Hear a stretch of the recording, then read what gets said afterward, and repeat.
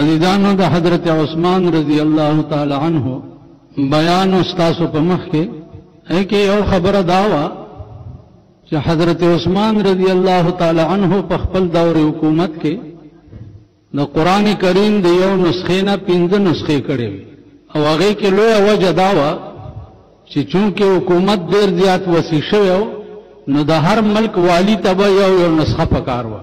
عزیزانو دا خلفاء الراشدین دور چو اگا خو دا سے چه دا غی ٹول حکومت چه دے اگا قانون دا غی قرآن بو فیصلہ با دا غی قرآن واو یا با حدیث دا جناب رسول اللہ صلی اللہ علیہ وسلم. اس من پا دی خبر باندے باس تے چه اسمانی منزل دو سیزون دی یو قرآن کریم دے او یو حدیث دی. حدیث دا پارا دلیل چه دے اغا بذات خود قرآن دے والضحا واللیل اذا سجا ما ودعك ربك وما قلا وللآخرة خير لك من الأولى ولسوف يعطيك ربك فترضى ألم يجدك يتيما فآوى ووجدك ضالا فهدى ووجدك عائلا فأغنى فأما اليتيم فلا تقهر وأما السائل فلا تنهر وأما بنعمة ربك فحدث. نفحدث بذات خود دلیل دے قرآن دا حدیث دا پارا اما بنعمة ربك فحدث. نو دا حدیث وجود چے دے اغا خودی دا قرآن کریم نثابت دے. دویم دے کی قرآن کریم دے چے وما ينطق عن الهوا ان هو الا وحی یوحا.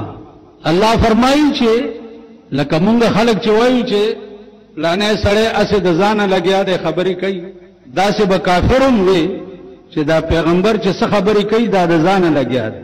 نو الله ورته وفرمایل چې وما ينطق عن الهوا پیغمبر د خپل ځانه یو خبرم نه کوي ان هو نه دی دا نطق ده الا وحی یوحا مگر دا وحی ده چې د تکړلې کی. یو بزرگ الفاظ دی کہ اسی کی محفل کی کہہ رہا ہوں اسی کی محفل کی کہہ رہا ہوں کلام ان کی زبان میری. کلام دا خدای دے او پا جبہ دا رسول اللہ صلی اللہ علیہ وسلم. نو گویا حدیث او قرآن دا دوارا دا خدای کلام صرف پا وحی خفی او جلی کے فرق دے. نو حدیث چلے دا ام دا خدای کلام.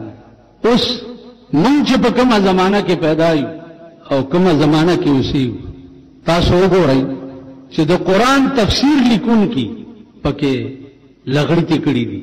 خودی الفاظ د قرآن چې دي اب تر قیامت پورې باقی وي هغه څوک غلطول نشي.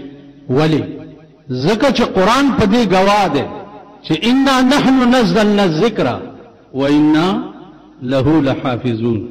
رسول الله صلی الله علیه وسلم با کله کله آیاتونه چراله ډېر زر در بیادول چې رانه نشي. نو الله ورته فرمایل چې لا تحرك به لسانك لتعجل به ان علينا جمعه وقرانا. تندی مکوا دا قرآن ټول ستا پسینه کې را جمع کول چې دی دا زما کار دی. کمپلیټ قرآن به ستا پسینه کې را جمع کړ. نو عزیزانو چې کوم آیات براغه نو به پیغمبر صحابه وته وي استاد وایي چې د خدای خبره او د رسول الله صلی الله علیه وسلم غوندې هستی تک کول وی او د صحابه غوندې عاشقان وی نو دا خبره به تیر شي. ها سو استاسو عقل د دنیا خبره مونږ ته په کلو یادې په کلو. نو د خدای خبره به صحابه غوندې عاشقانو نه هیر څنګه شي او بیا د صحابه غوندې پتنګان په جناب محمد رسول الله باندې. نو دی پتنگانو نبا بید داسی معشوقی خبرت څنګه یې رشي. دا مون خو په دې غلطو کې ځکه پراته یو چې مون هغه خوند لیدلی نه دی په هغه خوند پوهیږو نه تصور راته نه کېږي احساس راته نه کېږي. او دا تصور په ایمان وایي چې د ټول پاکستان کې ګرځه. دا تصور چاته کېږي چې هغه په خدای مینی او ورپسې ګرځي.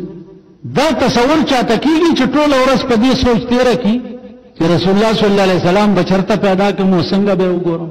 دا احساس یا تصور چاته کی نن ټول ملک ګوره او دنیا ګوره د دې تصور ورسره د خېټه د خېټې تصور، د ښځې تصور، د بچو تصور، دې دپاره ځان نه شرمخ جوړ کړی، خلک هم خوري، پردي مالونه هم خوري، لوټمار هم کوي، هر څه کوي د دې تصور دپاره. دا تصور د چا نه وي. لکه د موسی علیه السلام زمانه وه، یو شپون ګډې او چیلی سره وړي، اورېدلي وو چې الله هم په دې کائنات کې یو لوی ذات دی او ډېر ښایسته دی او داسې دی او داسې دی، او دا شپون ځان سره لګیا دی، لیونی دی چې یا الله ته به چېرته زما د دې چیلو ډېر مزېدار پی دي چې لږ در باندې وڅکمه. خو د چیلو پی خو څوک هر چا نس کوي که نه. یا الله ته به چېرته جامې به دې خیرنې شوي چې درته یې لږې ووینځمه. یا الله ته به چېرته ستړی شوی به چې لږه چاپي درته وکړمه.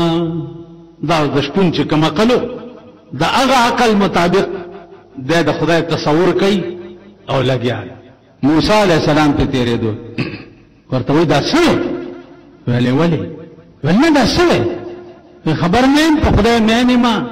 ویم چې چېرته پیدا کړم چې دا د چیلو پای پې وڅکمه، که جامې خیرنې شوي چې ورته یې ووینځم، که ستړی چې لږه چاپي ورته وکړم. هغه ورته ویل ډېره دې لرکشه، ته خو کافر شو په دې خبرو باندې. ته خو په هره خبره کې خدای چې دی محتاج تصور کې، او الله د احتیاج نه منزه او برا دی. نو هغه ویل څه ووایم؟ ویل چوپ چې دا خبرې بیا ونه کړي. موسی علیه السلام ته روان شو، شپون په ژړا شو چې خدای نو زه څه خبر یم چې ته څنګه خدای او څنګه یادول غواړې؟ ما ته څه پته ده، خو په تا مین یم او دغه خدمت ته مې شوق دی په عشق کې. جبرائیل راغی. مولانا روم وایي چې وحی آمد سوی موسی از خدا، وحی آمد سوی موسی از خدا، بندے مارا چرا کر دی جدا، تو برائے وصل کر دن آمدی، تو برائے وصل کر دن آمدی، نے برائے فصل کر دن آمدی. وحی وشوا موسی علیہ السلام تا چو موسی بندے مارا چرا کر دی جدا، ازما یار دی ولی مانا جدا کو. یا اللہ سوک اشتن. موسی علیہ السلام حیران یا اللہ اگا خدا سے الفاظ بھی چاہ خود کفر الفاظ بھی. اللہ ورطوی ورشہ موسی داغا الفاظو تا مگورا داغا زڑتا گورا زڑتا گورا تما دیلا نیرا لے گلے چھ زما یاران مانا جدا کا ما سلرا لے گلے تو برائے وصل کر دن آمدی،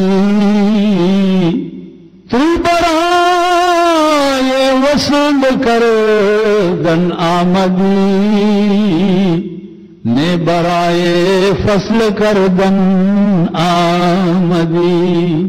تما دے د پارا لے گلے چھ خلقو یارانا ما سر جوڑا کا، ما دے د پارا نے لے گلے چھ مانا یاران جدا کا.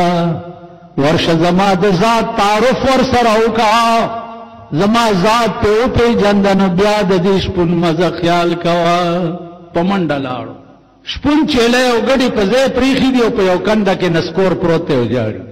عشق دیتا ہوئی زمون عشق چا دے ورز دی تیرا پشومی کرش پل خوابا، ورز دی تیرا پشومی کرش پل خوابا، خدا بکلا یادوے خانہ خرابا. دا ورز چی چل کے لکه د سپی پشان تا وګوره د ټول ملک نه سپی جوړ دي، سپی هم داسې ونه کي لکه په دې ملک کې چې کېږي. د سرکار دنیا وګوره، ابوبکر چې په کرسۍ کېناستو تاریخ تاسو واورېدو، عمر چې په کرسۍ کېناستو تاریخ تاسو واورېدو، عثمان چې په کرسۍ کېناستو تاریخ تاسو واورېدو. ستا ملک وګوره چې په کرسۍ کېني ورسره د څه غم وي؟ هغوی سره غم د څه و؟ غم دا و چې د شپې به ټوله شپه ګرځېده او پردي دیوال ته به یې غوږ ونیو پردی